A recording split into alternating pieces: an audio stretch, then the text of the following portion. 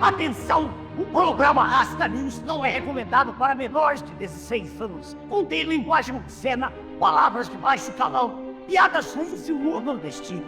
Tire as crianças da sala.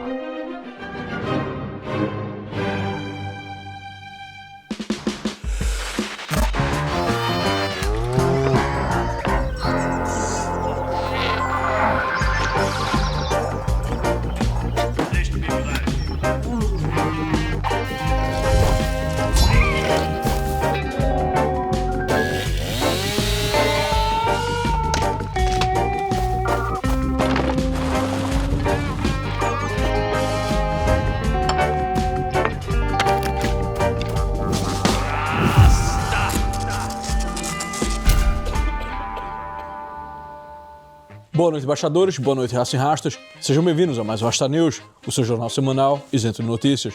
Um nefelim, um semideus ou apenas um porrador de primeira? No Rasta News de hoje, falaremos sobre o grande mestre que, com testada no pau do nariz, chapa nos peitos e soco no cotovelo, deitou o mundo do cinema na porrada. No Rasta News de hoje, Chuck Norris. No princípio, Deus criou o céu e a terra era sem forma e vazia, e havia trevas sobre a face do abismo, e o Espírito de Deus parava sobre as águas. E Deus disse: faça-se a luz. Neste momento, Chuck Norris acendeu a luz e o resto é história. Chuck Norris, um dos atores mais sinistros de Hollywood. Tipo de poucas palavras e sangue nos olhos, Chuck Norris foi um exemplar da forma homem do sexo masculino no seu auge. Cabelinho comprido, uma barba robusta, peito cabeludo e um físico natural. Como não lembrar de sua chegada apoteótica interpretando o personagem Colt no filme O Voo do Dragão. Maluco sai ali do avião, meu amigo, calça boca de sino, aveludada, sapato de bico fino, ali cintão, camisa por dentro da calça, olhando com um olhar mortífero e feroz. Você não sabe se ele vai dar um roundhouse kick ou se ele vai dançar Bee Gees ali no aeroporto mesmo. Aí ele sai do aeroporto, a cena vai dando aquele close e ele chega justamente com foco no seu BTV. Absolute Cinema. O Voo do Dragão é tipo um Tretas de Hong Kong do saudoso Tela Class, só que de verdade, né? É um filme, um roteiro fuleiro, atuação fuleira, diálogos moda a caralho, mas a porradaria é de primeira linha. Porra, meu irmão, existia uma certa honestidade, né, nos filmes de porrada dessa época. Ninguém gastava tempo algum na história, né? Tipo, assim que o negócio partia pra porrada que dava pra ver onde é que tava a excelência do negócio, né? A luta de Chuck Norris contra Bruce Lee é uma das coreografias mais sinistras já filmadas. Os caras passaram 3 horas filmando a luta ali no Coliseu de Roma, sem permissão nenhuma, totalmente na ilegalidade. Ancap demais. Chuck Norris conta em uma de suas entrevistas que quando Bruce Lee chamou ele pro filme, ele disse: pô, meu irmão, mas os caras que lutam contra você nos filmes são marmelada, né? Os malucos nem te tocam, né? E aí o Bruce Lee disse pra ele: não, calma que a luta vai ser equilibrada, você vai ter o seu momento. E de fato foi, né? O Chuck Norris começa logo deitando o Bruce Lee na porrada, aí o Bruce Lee vai lá, arranca um tufo de cabelo do peito dele, até que ele entra naquele modo de gazela saltitante.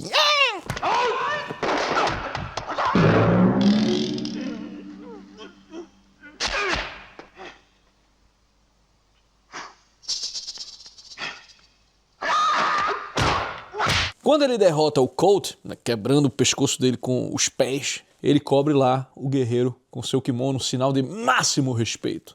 Na prática a gente sabe que não tinha nem chance, né, velho? Que o pescoço do Chuck Norris é que teria quebrado os pés de Bruce Lee facilmente. Mas enfim, é toda essa celeuma, meu irmão. O argumento do filme é tudo isso pra o quê?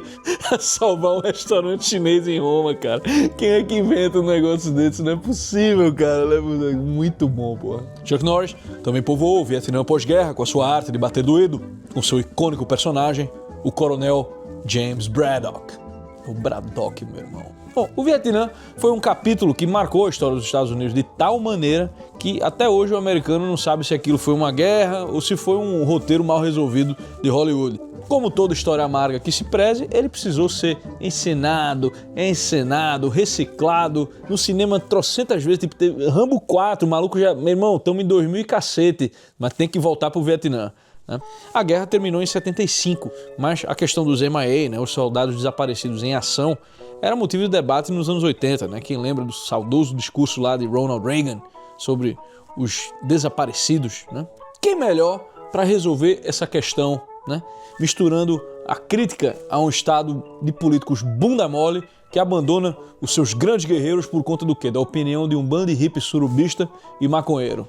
Que é melhor que isso do que um cara como Chuck Norris com a arte do pega pressão nos peitos, meu irmão. Stallone mesmo deu a sua resposta com Rambo e o nosso Chuck com o Coronel Braddock com a sua luta encarniçada e o chute giratório na cara dos inimigos. O que seria de Ken e de Ryu no Street Fighter e o seu ataque tartaruga, meu amigo, sem a forma cristalizada de James Braddock e o seu chute giratório?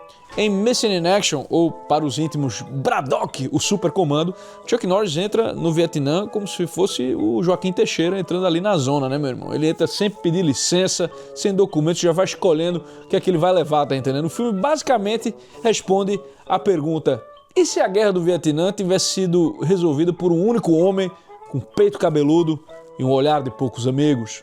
A resposta é simples, né? Teria durado uns 40 minutos, né? Se botasse o Stallone e o Chuck Norris para resolver, ia durar 50 minutos, porque 10 minutos eles iam ficar na trocação de porrada até que eles entendessem que eles estão do mesmo lado, né? Mas com o Coronel James Braddock, não há negociação, não há hesitação, não há vacilação. Ele entra, meu irmão, é tiro, porrada e bomba, sai andando em câmera lenta e se sobrar tempo, ele ainda dá uma frase seca ali no final, né? Tipo quando o Little John fala pra ele assim, tipo, don't go stepping on any toes, né? Não pise nos calos de ninguém. Ele diz, eu não piso em calos, eu piso em pescoço. Encarniçado, sucesso total. Away. É isso aí, meu irmão, é o PTSD que tem ataques de Chuck Norris, tá ligado? Mas o Chuck Norris da lenda mesmo é o Lone Wolf McQuade, né, cara? O cara que inventou o Sigma muito antes de adolescente com foto de anime assistir Picão Blind. Eu nunca vou esquecer aquela cena, meu irmão, que ele é enterrado vivo dentro da sua caminhonete, uma Dodge Ram Charger, né? E parece que é o fim dele mesmo, parece que é o fim dele. A terra tá subindo, estão cobrindo ele de terra, o maluco desmaiado. Ele levanta dentro do carro, pega uma cerveja, joga no rosto, tá entendendo? Liga ali a tração nas 4 rodas, de repente você vê ele e sai, meu amigo, atropelando os inimigos, todo fudido, desmantelado, meu irmão, desmaiando. Aí o parceiro dele pensa que ele vai morrer, né? Ele tá lá, aí ele acorda assim, ele diz, me traga uma cerveja, garoto. Brabo demais! O Chuck Norris basicamente incorporou o arquétipo do Ranger, né? O Texas Ranger. Esse arquétipo é bastante presente em Aragorn, né? Ali quando ele ainda é conhecido como Passo Largo, né? O cara que protege sem ser visto. E ele aplicou isso à figura do agente da lei e da ordem americano, gerando uma das figuras mais icônicas do cinema, que é o Texas Ranger. O guardião estoico, meu amigo, que parece viver em um mundo onde já não tem mais espaço para ele, mas pelo qual ele continua lutando mesmo ali aos trancos e barrancos, custe o que custar. Longmire, paga comédia. Agora você aí, ó, você fica assistindo Stranger Things, não é mesmo? Ficou emocionado, não é mesmo? Porque o Will demorou anos, aceitou ser chantageado por um demônio. Por quê? Porque ele tinha vergonha de assumir que gostava de rapazes. Pô, meu irmão, qualquer um que visse que ele joga RPG já saberia, né, meu irmão? Mas saiba você aí que fica emocionado com essas coisas, que não existiria Dennis Hopper se não fosse por Chuck Norris. Se não fosse pelo mito, meu amigo. É isso aí, meu irmão. O mito cria e o lixo copia e transforma tudo numa metáfora sobre dar a bunda. Mas eu não vou mentir, né, meu irmão? Eu sou mais novo do que essa época aí. Então o Chuck Norris que marcou a minha infância foi um Chuck Norris meio lado B, né? Ele aparecia de tempos em tempos ali na sessão da tarde e ele era sempre uma alegria pra mim. O Defensor, quem lembra desse filme? Filme maravilhoso, meu irmão. No Defensor ele também era um guardião, mas ele era na forma de um espírito da floresta, né? Que ele era um shapeshifter também, né? Ele mudava de forma, ele virava águia, virava lobo, virava o escambau, meu amigo. Ele vem, ó, vem voando assim como águia, para a motosserra do maluco na mão.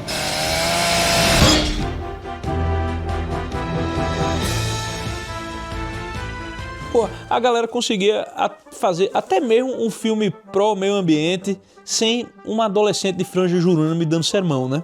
Se esse filme fosse passado mais vezes, quem sabe o mundo fosse mais simpático ao ambientalismo, né? E aqui eu sou obrigado a convocá-los a assistir Cortina de Fumaça, o documentário da Brasil Paralelo que fará você ver o meio ambiente com novos olhos, sem nenhuma franja tampando a sua visão. Assine, assista e me conte depois, tá certo? Produção, bota o QR Code aqui na tela, por favor. Cruzobeck. Vai! Mas eu ainda me lembro quando ali por meados de 2005 eu me deparei com os tais Chuck Norris Facts, que começaram a ficar mais populares. Os tais Chuck Norris Facts eram lorotagens fantasiosas que traduziam a verdade sobre Chuck Norris, alçando-o à esfera do mito. Era coisa do tipo, a gripe toma vacina contra Chuck Norris todos os anos. Quando os pais de Chuck Norris tinham um pesadelo, eram eles que corriam pro quarto do menino. Chuck Norris contou até o infinito 2 vezes. Mas os fatos mais extraordinários sobre Chuck Norris não estão listados entre estes. A grande força de Chuck Norris, na verdade, foi a caridade. Em 1990, com o apoio do então presidente George W. Bush, ele funda o Kickstart Kids, que é um programa que entra em escolas públicas e ensina karatê como um elemento estruturante para o jovem juvenil. Então ele pegou a mesma arte que no cinema servia para o alisamento de cara no chão e usou como uma ferramenta para ensinar disciplina, autocontrole e respeito. Mais de 120 mil alunos já passaram por ali, né? Muito moleque que talvez fosse ficar ali na vacilação, na vadiagem, de camisa GG, calça folote com a cueca aparecendo, brigando ou apanhando na rua, que aprendeu a desenvolver e controlar a própria força. Chuck Norris realmente acreditou naquilo que o alimentou, né? E o programa foi financiado em grande parte com dinheiro dele mesmo, inclusive vindo de negócios próprios, né? A lógica era bem simples. Bom, se funcionou comigo, provável que funcione com mais gente. Ao mesmo tempo, ele nunca largou o pessoal das Forças Armadas. Ele, que era veterano da Força Aérea, manteve ali uma presença constante em iniciativas para militares, hospitais, polícia, esse tipo de gente que muitas vezes segura o mundo nas costas no anonimato. Em paralelo, ele ia sempre aparecendo ali em hospitais infantis, como o St. Jude, né, que é o hospital de criança. Então ele ia financiando tratamento, realizava desejos de criança doente, ajudava ali com um certo silêncio, onde normalmente só vai chegar notícia ruim, né? Isso sem contar alguns projetos mais fora do radar, né? Ajuda para criança com HIV na Índia, escola para cego, construção de casa com a Habitat for Humanity. Então nada disso entra ali no roteiro dos filmes e talvez seja por isso mesmo que é a parte mais séria da história. Além da porradaria, o maluco ele era de fato um cara sinistro, um cara do bem. Passou a vida ali, né, deitando a galera na porrada na telinha, mas deitou, foi o cramunhão na porrada na caridade. Muitos podem dizer que os filmes de Chuck Norris são bobos. É bobo mesmo, né? Eles são previsíveis, eles são preto no branco, né? O vilão é escroto, o herói é nobre, forte, corajoso. Propaganda americana em um mundo de Guerra Fria? Sim, é verdade. Mas você não acha que é muito mais digno e honesto do que os filmes inteligentinhos de hoje, que são tão propagandistas quanto, só que só serve para gerar confusão com os seus heróis bola de gordura, cheio de draminha psicológico em My Mind, e os seus vilões que, no fundo, só se separam dos heróis mesmo por um quase nada mais ali que as circunstâncias? Eu sinto que quando as coisas eram mais preto no branco no cinema, as pessoas tinham a noção e a boa vontade de entender que a vida real não era assim, né? As pessoas, na vida real, tinham as suas nuances e os mocinhos e vilões arquetípicos do cinema era coisa pra a telona. Hoje parece que inverteu. Hoje em dia você mal consegue saber quem é bom e quem é ruim nas telas, mas na vida real todo mundo trata o outro num preto e no branco como se estivesse lidando ali com um Svidrigailov, tá entendendo? Com um Scar, tá entendendo? Com um personagem de cinema. E onde a calibragem do que a realidade e fantasia se inverte é onde justamente abunda a bigodagem. Falta ter filme bom, né, meu irmão? Eu gosto do slogan que a galera aqui da BP usa para definir o streaming deles, né? Aperta o play sem medo, meu irmão. Pô, os filmes do catálogo aí, ó, são bons. Então se você não quer ter dúvida do que assistir, sem bigodagem, tem que ter o streaming da BP. Assina aí. E falando em bigodagem, é hora do nosso troféu bigodagem. Estava com saudade, não é mesmo? E o troféu bigodagem de hoje vai para ninguém menos que o G1. Porra, meu irmão, o que esperar de uma coluna de cultura pop da Globo? Fezes. E na morte de Chuck Norris, foi exatamente isso que aconteceu. Desde os tempos mais primórdios, qualquer pessoa normal entende a máxima machadiana: está morto, podemos elogiá-lo à vontade. É isso aí, meu irmão, acabou, tá entendendo? Dá uma moral pro maluco aí.